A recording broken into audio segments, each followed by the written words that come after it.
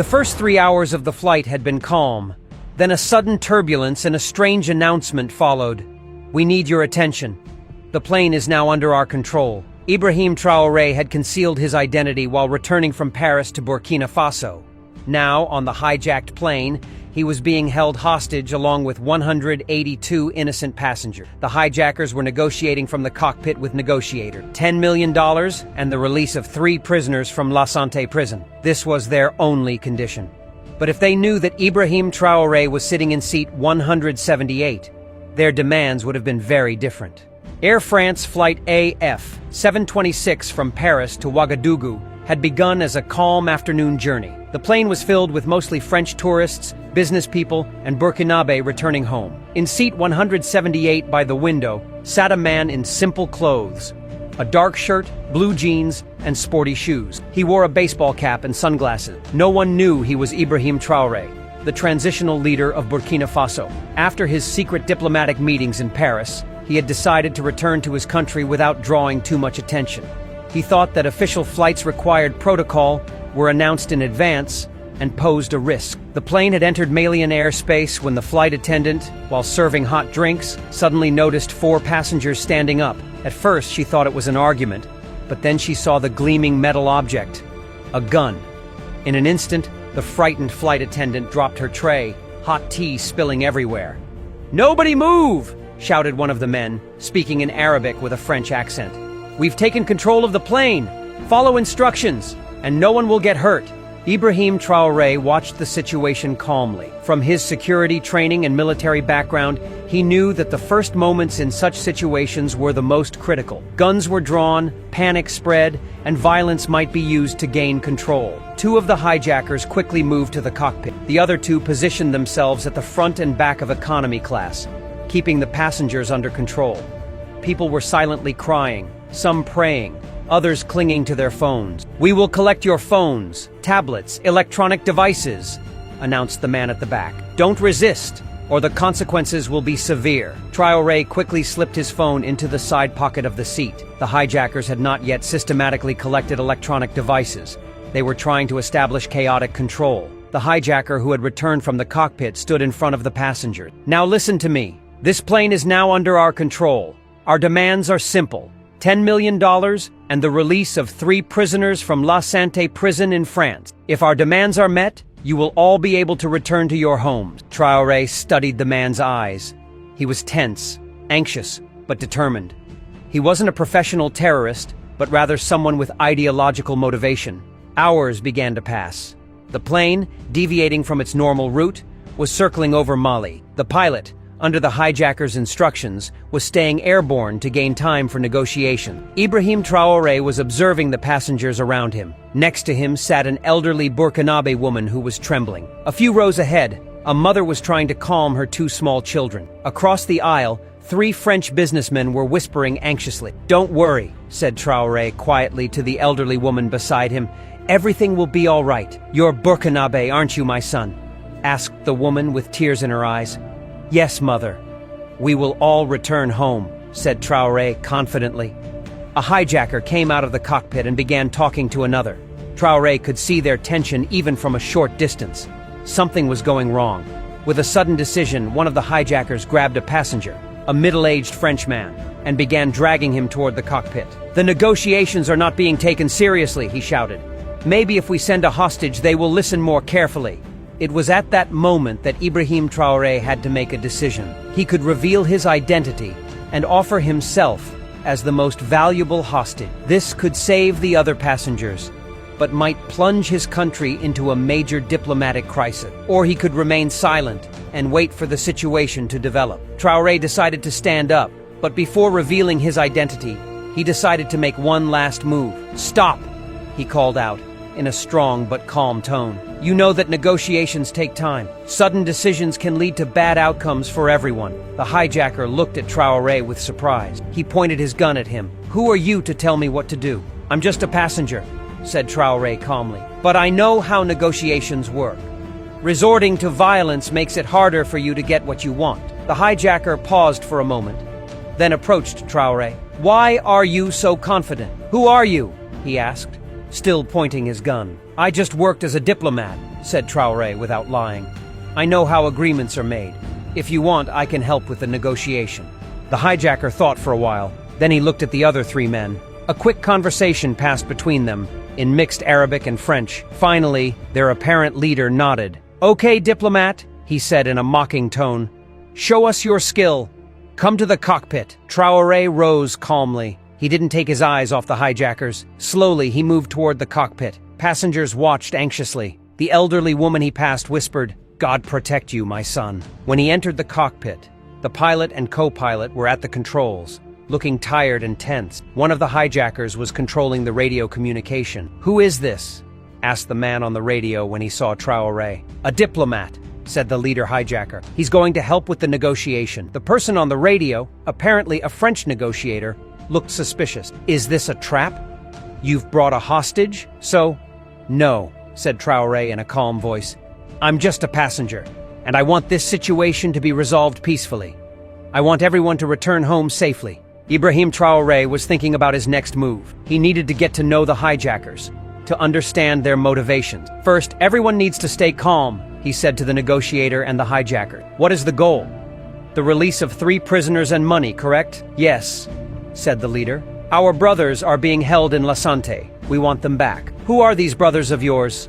asked Traoré carefully. "Malik El-Zaim, Riyad Hamoudi, and Omar Benani," said the leader. "They are not terrorists, they are freedom fighters. They were accused of helping the Tuareg uprising in Mali." Traoré immediately recognized these names. The 3 men had been accused of attacking French military facilities, but they had also become symbolic figures protesting French neo-colonial activities in West Africa. "I understand," said Traoré. "And what is the purpose of the money?" "For more struggle," said the leader, "until France's presence in Africa ends." Traoré had understood the ideological motivation of these men. Anti-colonial sentiments were strong across Africa, especially in West Africa. He himself had similar thoughts, but certainly not through violence. "May I know your names?" asked Traoré. "I am Youssef," said the leader. "These are my brothers Hakim, Jamal, and Ahmed." "Youssef," said Traoré, "I can help with the negotiation, but what is your goal? Hostage processes are usually long and complex. Governments, especially France, want to appear as not giving in to terrorism." "We are not terrorists," Youssef responded angrily. "We just want justice. We are fighting against the colonialists who suck Africa's blood." Traoré nodded. "I understand you. Have you thought of another way? Maybe a political statement, an application to an international court?" "We tried those ways," said Youssef with a bitter voice. "Nobody listened. My brothers have been in prison for 7 years. We couldn't wait anymore." Traoré was forming his strategy. These men were not professional terrorists. They were ideologically motivated people who felt desperate. Maybe he could convince them. "Well, what is your plan? Even if your demands are met, how will you escape? Have you thought about that?" Youssef and the others looked at each other. Their plan wasn't fully developed. "We plan to land in Mali and cross the border from there," said Youssef, in a voice not entirely confident. "They will catch you immediately," said Traoré. "There will be special forces where the plane lands." Traoré could see the uncertainty in Youssef's eyes. "But maybe there is another way," he continued. "I can help as a mediator. Perhaps we can bring the situation of the prisoners to an international platform, without resorting to violence." "It's too late," said Youssef. "We have already taken this path. There's no turning back." "There is always a way back," said Traoré, lowering his voice. "But first, the passengers need to be safe." At that moment, a voice came from the cockpit radio. The French negotiator wanted to talk. "Youssef, we are evaluating your demands, but we need more time. To build trust, perhaps you could release some hostages. Children, the elderly." Youssef thought for a moment, then nodded. "Okay, we can release the children and the elderly. But first I want fuel. The plane will need fuel for landing." "Let's get the fuel in Mali," said the negotiator. "Head to Bamako airport. There you can release the children and the elderly." Youssef agreed. Traoré could see the man's inexperience. Landing in Bamako meant losing control. There would be special forces there, and when the plane was on the ground, an operation would be inevitable. The plane changed its course toward Bamako. Ibrahim Traoré, still in the cockpit, watched Youssef and his friends. They frequently talked to each other, their tension increasing. "Are you sure about this?" asked Traoré calmly. "When you land in Bamako, you will lose control." "What do you mean?" asked Youssef suspiciously. When you land for fuel, special forces will be ready. They will conduct an operation. This will be the end for you and your friends. Fear appeared in Youssef's eyes. Then what do you suggest? Traoré knew this moment was critical. He needed to make the right move. First step, change of route. Head to Niger, not Mali. There, French influence is less. Second, regarding the hostages, you said you would release children and the elderly. Let's do that, but stay in the air. Third, define some real demands. Better conditions for the prisoners, fair trial, and so on. Youssef thought for a moment. Why should I trust you? Maybe you're a French agent. Traoré smiled. I am African, just like you. And believe me, I share your thoughts about France's role in Africa. I just have different methods. Traoré's logical suggestions seemed to have impressed Youssef. The man left the cockpit to talk to his friends. Ibrahim was now alone with only the pilot and co-pilot. Who are you really? Whispered the pilot. A Frenchman. Just a passenger trying to help, said Traoré.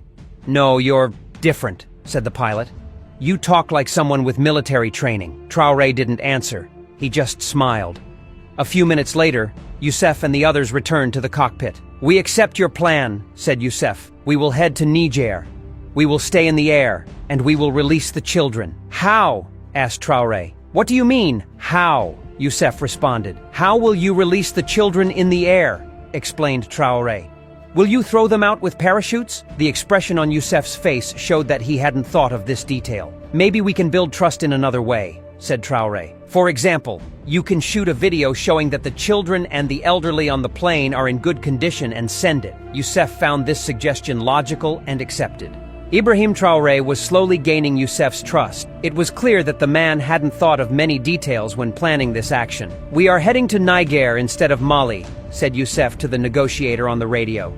And we will send a video showing that the children are well. The negotiator seemed surprised by this sudden change. I understand, but all the preparations were made in Mali. Plans have changed, said Youssef sharply. We will get fuel in Niger. We will stay in the air until our demands are met. Traoré stood beside Youssef and spoke in a low voice. Now you should comfort the passenger. You don't want to create panic.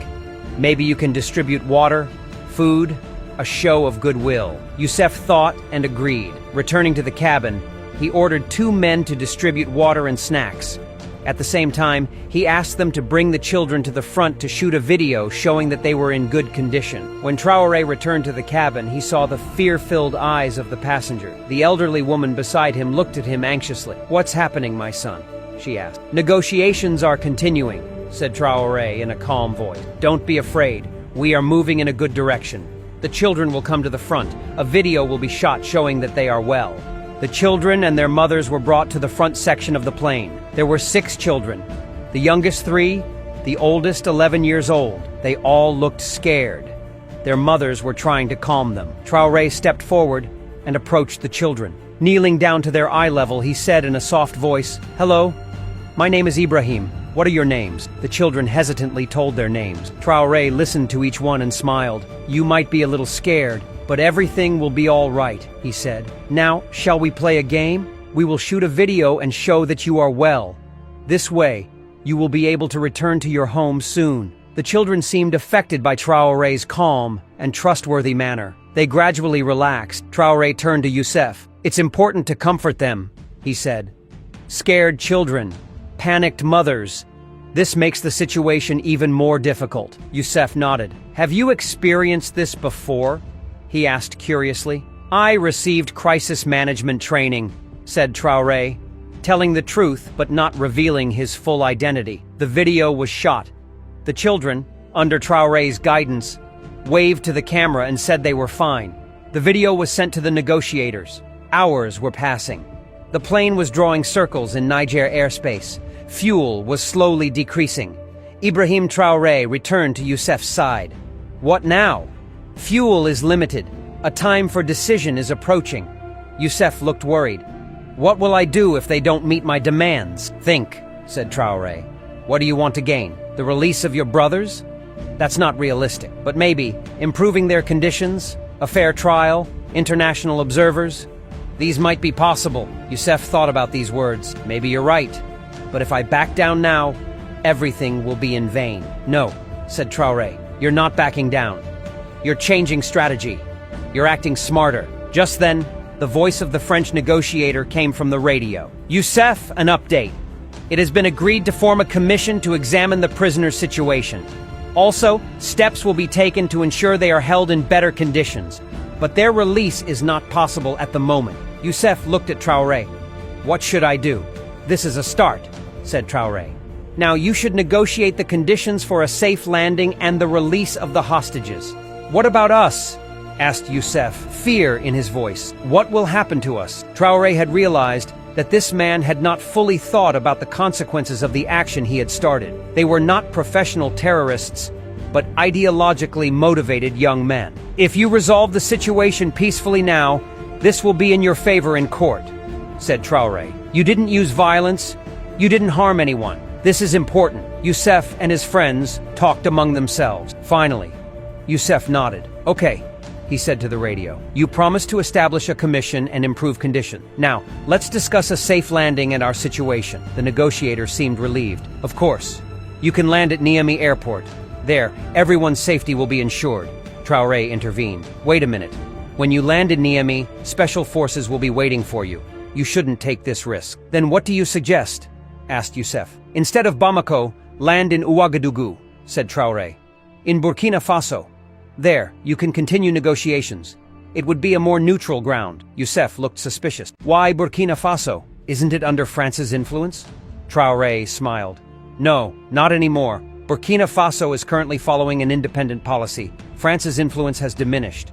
As they approached Ouagadougou, Traoré prepared for the final phase. Youssef, he said, when we land, you'll be surrounded by forces. But if you surrender peacefully, you won't be harmed. They'll imprison us, said Youssef. Yes, but you'll live, and you'll have a chance to improve your brother's situation. Youssef finally nodded. Let's land and release the hostages. The plane touched down at Ouagadougou Airport. Special forces were visible but not approaching. First, the children and elderly were allowed to disembark.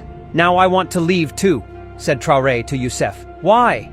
How can you help us? It was time. Traoré removed his sunglasses and cap. Because I am Ibrahim Traoré, president of Burkina Faso. Youssef's face transformed from shock to horror. Impossible. It's true, said Traoré calmly. And now, I want to help you. If you surrender peacefully, I guarantee your safety. You'll receive a fair trial in Burkina Faso. Youssef's hand moved toward his gun. Maybe we should keep you as hostage. The most valuable hostage. You could, said Traoré fearlessly. But think about what would happen next. Outside, Burkina Faso special forces are waiting. Harming a head of state would not end well for you. After a long moment, Youssef slowly put down his gun. What do you want us to do? Drop your weapons, release the hostages, and exit the plane peacefully with me. I promise you won't be harmed. Youssef and his friends reluctantly agreed. The passengers were informed they could safely disembark. Ibrahim Traoré led the way, with Youssef and his companions following. When he emerged from the plane, the special forces were shocked to see their president. Sir, you were on the plane? Exclaimed an officer. Yes, said Traoré calmly. And I've guaranteed these men's safety. They're surrendering peacefully. Hours later, Traoré held a press conference at the presidential palace. Today, he said, we saw the difference between terrorism and diplomacy. These young men tried to defend a just cause with wrong methods, but in the end, dialogue and understanding prevailed. When asked why he hadn't revealed his identity, Traoré replied, revealing my identity could have complicated the situation. My goal was to prevent loss of life, and we succeeded. A journalist asked what the experience had taught him. Violence is never the solution, answered Traoré. Dialogue, understanding, and empathy are our strongest weapon, and a leader should live among his people as one of them, because true power lies not within palace walls, but in the hearts of the people. As the press conference ended, the world was discussing Ibrahim Traoré's courage and wisdom. A crisis had been transformed into a lesson in leadership. And once again, Burkina Faso shone as a symbol of Africa's honor and independence.